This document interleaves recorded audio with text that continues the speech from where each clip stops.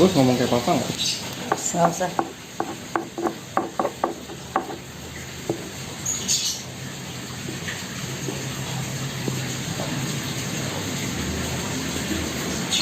Boleh deh ngomong.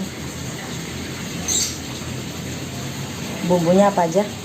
Ya, ini adalah daging wagyu sirloin part. Bumbunya kita hari ini menggunakan garlic, bawang putih, butter yang udah dicairkan, sedikit garam, daun thyme kering, dan daun rosemary kering. Ini lagi proses marinasi supaya bumbunya meresap ke dalam dagingnya. Enak banget.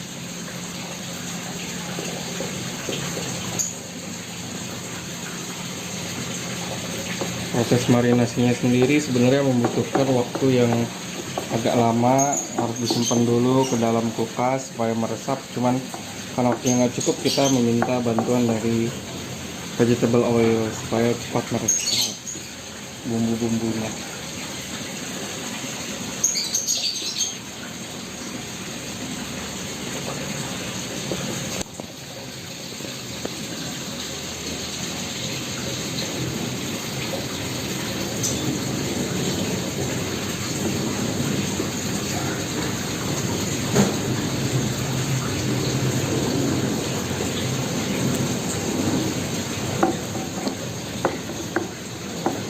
Ikannya udah nih.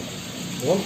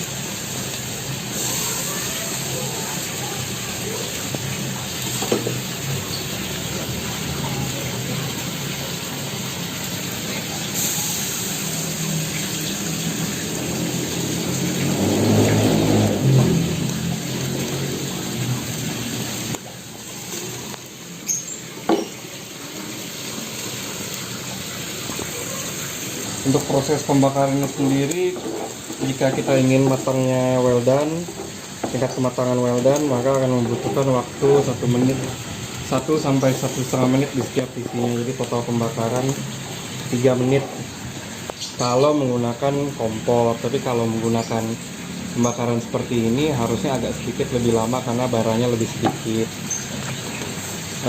Selanjutnya saya akan menaruhkan garam Himalaya untuk membuatnya menjadi lebih sedikit gurih. Garam Himalaya ini tidak terlalu asin, sehingga kalau dimakan nanti rasanya akan sedikit asin, cenderung gurih.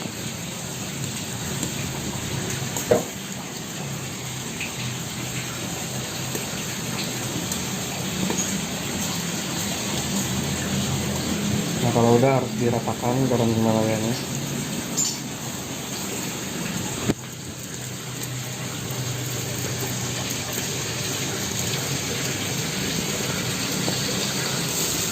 Nah, ini sudah waktunya untuk membalik karena sudah mulai keluar asap-asapnya, berarti lemak-lemaknya sudah mulai terbakar masuk ke dalam baranya. Dalam membalik kita harus ingat tadi kita taruhnya yang mana dulu. Jadi saya naruhnya counter clockwise alias berlawanan arah jarum jam, maka saya balik yang ini dulu baru yang bawah.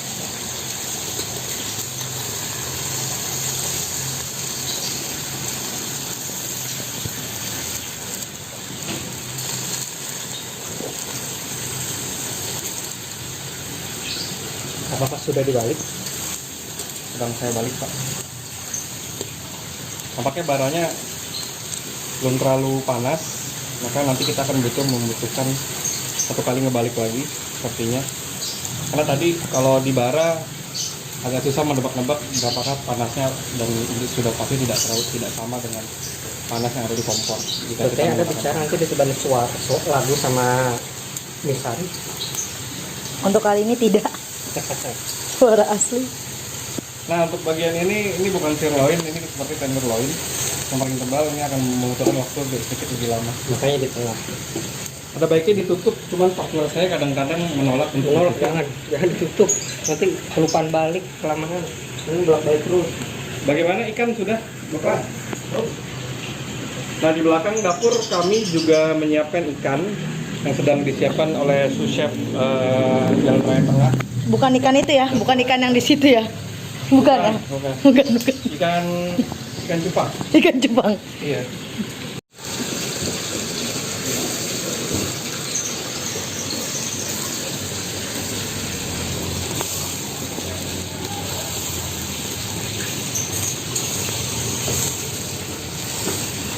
Nah, sekarang kita akan menguji tingkat kematangan dari salah satu daging untuk melihat apakah dagingnya sudah matang atau belum. Karena kalau daging terlalu matang, kita nyebutnya overcook, itu akan keras dan alot.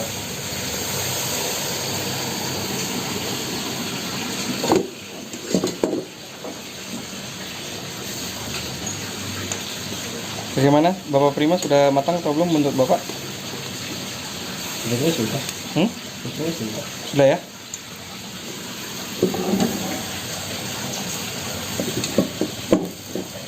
Nanti disajikannya mau dipotong-potong kalau belum, atau belum. mau disajikan dipotong-potong atau gimana, Bapak Prima? Sajikan utuh. Sajikan utuh ya. Ya wow. Tutup semua beranda.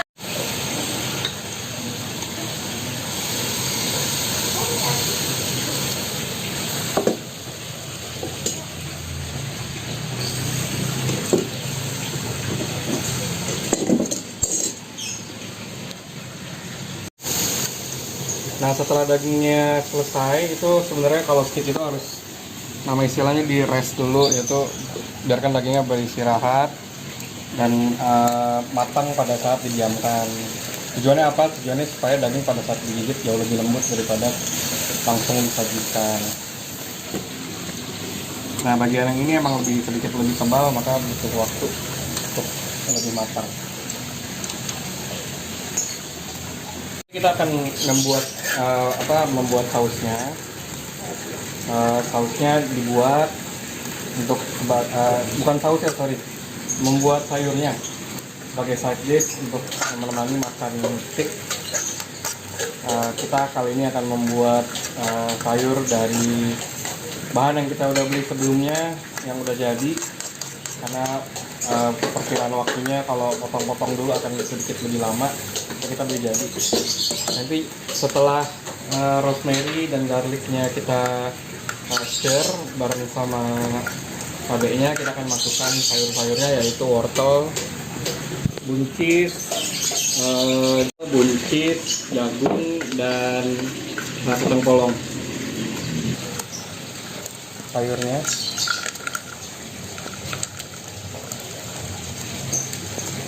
karena masih agak beku, nanti kita tambahkan air. Ini kayak sebagai ini aja, airnya untuk supaya nanti lebih cepat matang jika masih beku seperti ini. Sekali lagi, kenapa kita masaknya beku-beku seperti ini, karena waktu makan siang sudah jauh lewat, jadi nggak sempat waktu untuk defrost.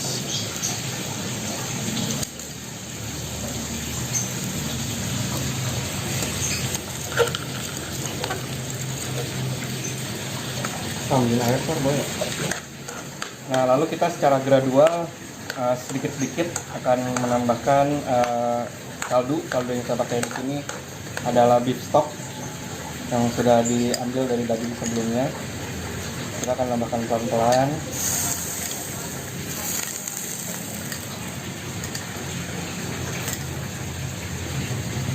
Kenapa harus ditambahkan pelan-pelan ketika masih keadaannya beku seperti ini? Karena dikhawatirkan jika langsung ditambahkan semuanya akan terlalu berair atau kehilangan teksturnya. Yang berarti kalau buncis kan harusnya dimakan pada saat renyah. Jadi kalau misalnya ditambahkan terlalu banyak, dikhawatirkan akan terlalu layu.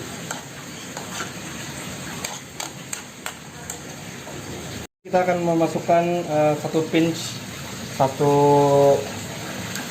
jumput rosemary kering ke dalam sayur untuk memberikan rasa agar menyatu bersama dagingnya. Karena dagingnya tadi sudah kita bumbui dengan bumbu rosemary, maka sayurnya juga supaya menyatu dengan alam.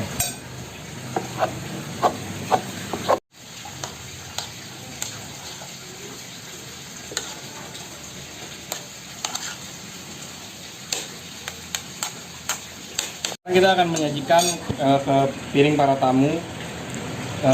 Pertama kita sajikan dulu sayurnya yang baru matang. Sayurnya mau banyak atau sedikit, Mbak? Dikit. Sedikit. Ini sudah cukup, Mbak? Cukup. Cukup ya. Lalu kita sisihkan dulu sayurnya.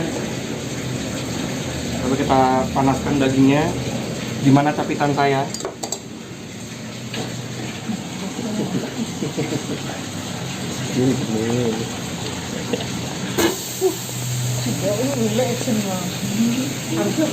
Sebelumnya dan sudah bisa disajikan ke tamu pertama.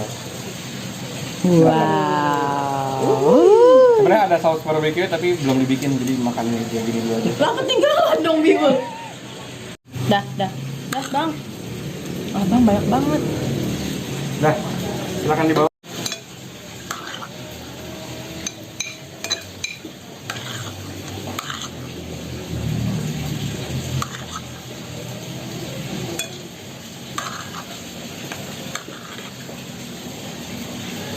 Seperti apa? Medium well. Udah gue well done-in semua coy. Apalagi yang ini. Nah, ini buat istri tercinta dari chef. Silakan diambil. Ya, silakan Ibu diambil. Farah Hardianti, Kota Galung. Ya. Nah, dagingnya lembut atau enggak, Bu? Saya mau tanya reviewnya dari Ibu. Empuk banget. Empuk banget ya. Empuk, berasa. Wah, mantap. Nah, konten masakan dish selanjutnya yang kita akan sajikan kepada para tamu dapur raya tengah kali ini adalah mix of ikan gindara, ikan tuna sama swordfish ya satu lagi. Jadi yang bentuknya seperti ini adalah swordfish, ikan yang ada seperti pedangnya di dalam moncongnya. Ini ikan tuna yang seperti kita sama-sama tahu, dan ini adalah gindara. Dan juga segitiga adalah gindara. Dan tadi kita juga sudah menyelesaikan roti paratha yang kita homemade, kita bikin sendiri dari adonan. Kita menggunakan grill. Alhamdulillah tingkat kematangan konsistensinya cukup baik untuk menjadi sebuah roti paratha.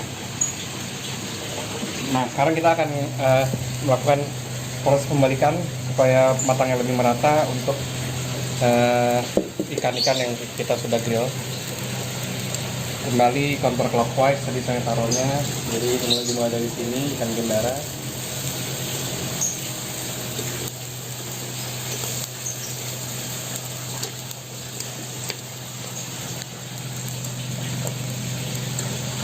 Ini seperti yang bisa dilihat, matangnya sudah cukup, jadi nanti bisa di sebelahnya cukup sebentar saja.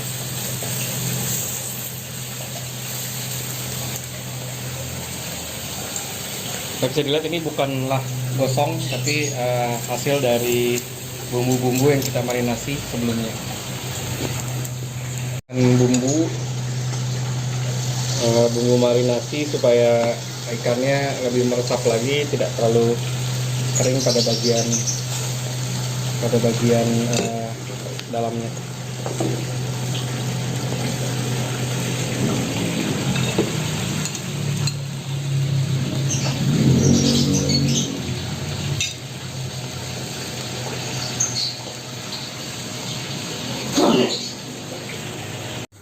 Terima kasih teman-teman sudah menonton video ini. Happy watching dan jangan lupa subscribe.